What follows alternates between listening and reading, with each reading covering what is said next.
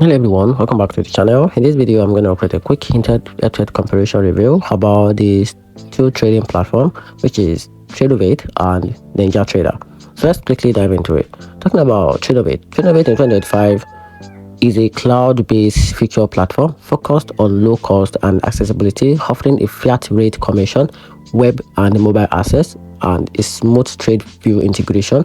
It's great for traders who want flexibility, clean design, and a commission saving without paying platform fee. The trade-off is that advanced automation and customization tools are limited compared to every platform.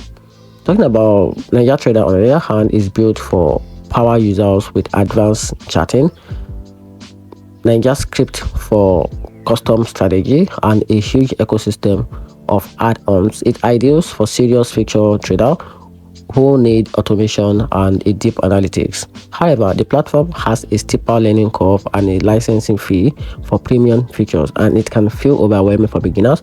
In short, Tradovate is better for cost-conscious, flexible trade, while NinjaTrader shines for advanced and automated strategies.